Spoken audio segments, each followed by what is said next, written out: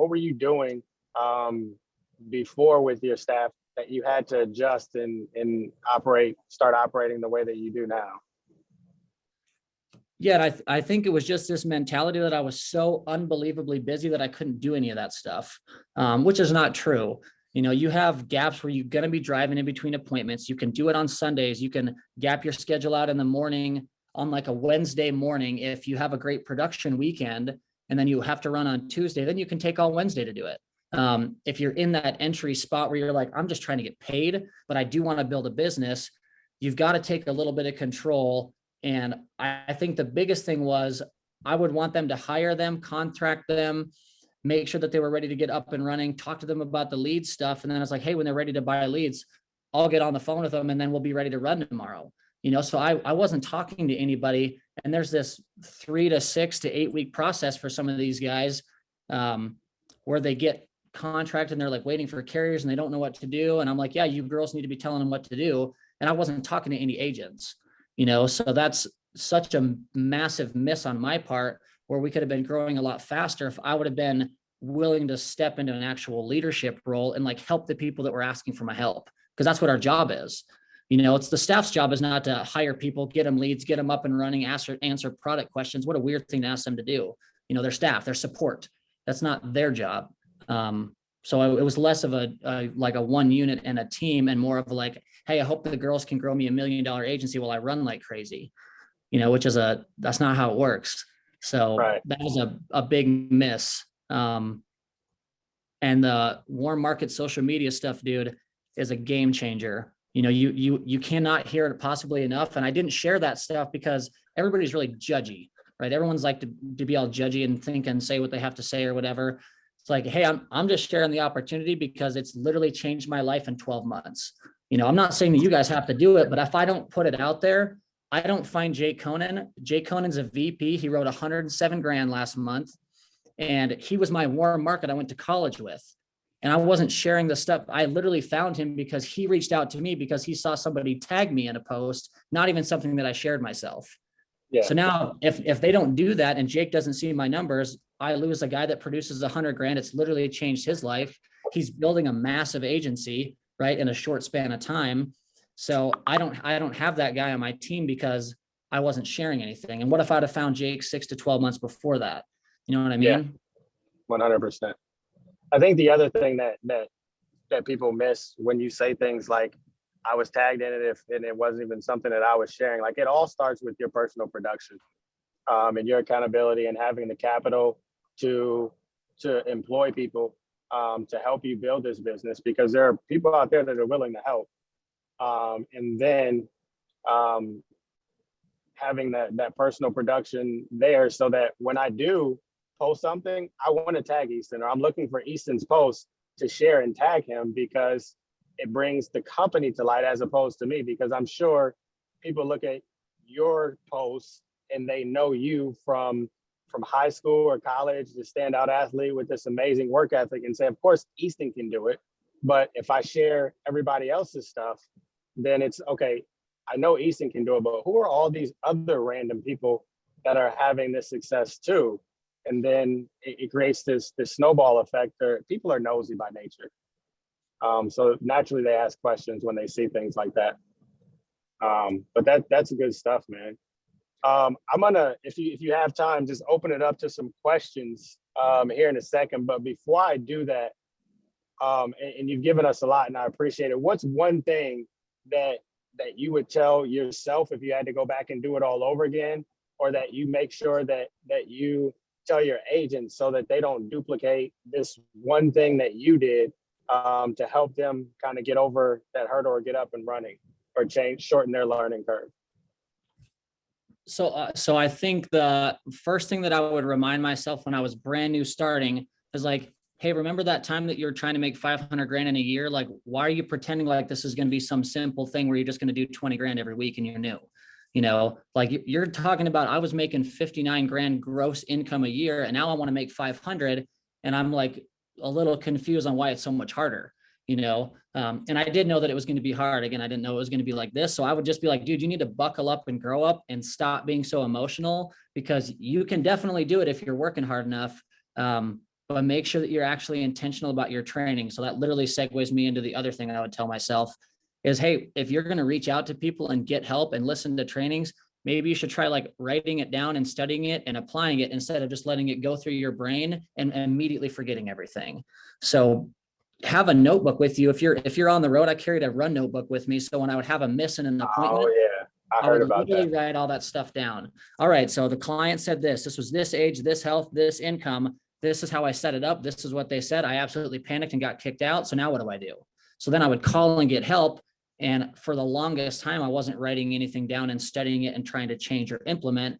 I was just like, oh my gosh, that makes great sense, Wayne. Thank you so much for the help. Immediately do the same thing in the next house, right? I really wish that I wouldn't have done that for so long because that was a big, big mistake. And then you even feel worse on the back end because these high level guys are taking time to help you and you're not even trying to do any of the stuff they're telling you. You just say, oh my gosh, that's perfect. I wish I would have done that. Immediately forget and screw it up again. So Yeah, take a little bit of notes and study your mistakes so that you can actually focus on one or two things the next time you go out to fix. It's not this where you remember all 500 things you need to say. Find one or two key points and just apply them. And then when you've got mastered those, pick up another key points and apply them. It's not going to be an overnight where you remember how to perfectly structure and close every house. That takes time.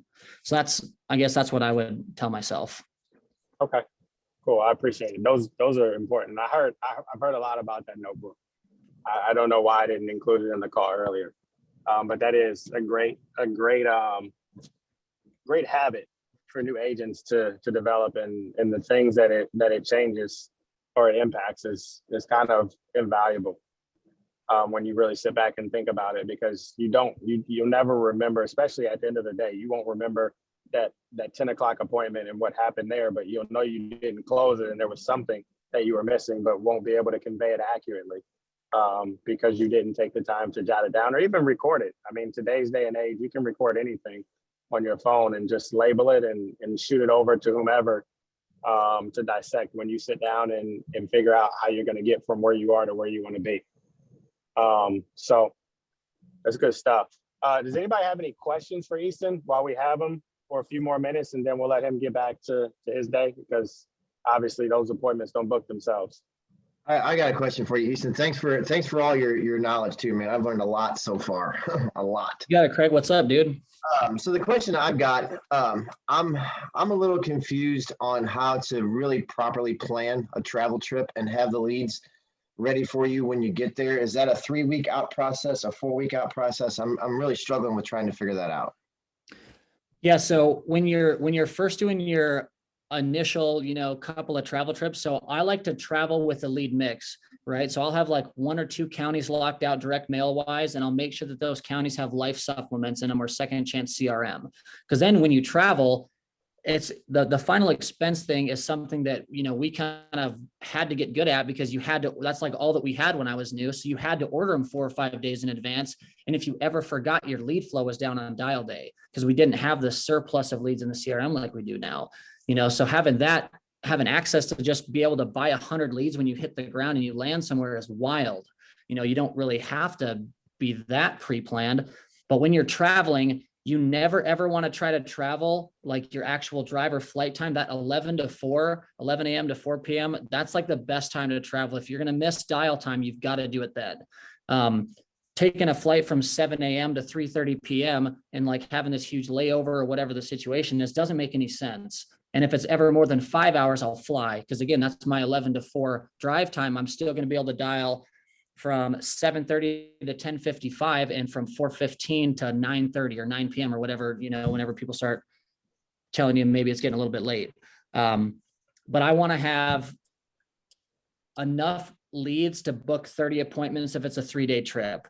So if I have a lead mix, if I have 20 direct mail, I should be able to set 12 to 15. Then I want to get 100 life leads, maybe 150, depending on if it's the instance or the 1 to 3 month. So you want to have a good chunk of those as filler appointments. You can certainly look at second chance mortgage that's in the CRM too. I like to go to areas that have a bunch of those in there. So then you have some new mortgage, some old mortgage, 100 to 200 life leads, again, depending on the age of them. It's going to be impossible for you not to run 26 to 30 appointments And then you take that really late Sunday night flight or like a Monday morning, the first one that goes out, and then you get back in the office and finish dialing for Tuesday, Wednesday. Man, that's awesome. That is exactly what I was looking for, man. That's perfect. I appreciate it. I'm copying that right now. You got it, dude. All right, what else you guys got? Anybody else have any questions for Easton? But he can help with well, Yep. actually, Ivan has written 100 grand. But go ahead, Jose. I'm sorry. Are you still doing like 3 trips a month?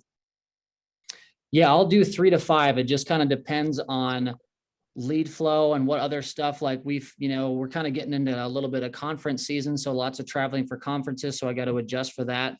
I probably never want to travel less than 3 weeks in a month. I've got stuff generating in a certain way so that I can travel pretty consistently, because there's just, in Colorado, we just don't have anything in the CRM hardly. And then the Facebook stuff's, slowed down a little bit.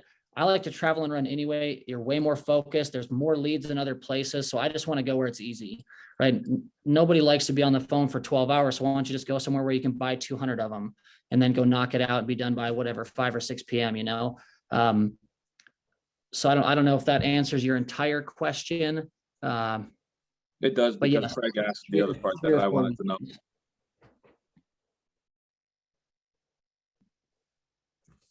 All right, what else you guys got? We'll let Easton get back to his day. So Easton, for those travel trips, are you like booking your flights, for 3 weeks, boom, boom, boom, you're booking them, let's say at the beginning of the month, you book 3 flights. So you already boom schedule mentally. You're already setting yourself up mentally for the trips and setting your lead flow for that time.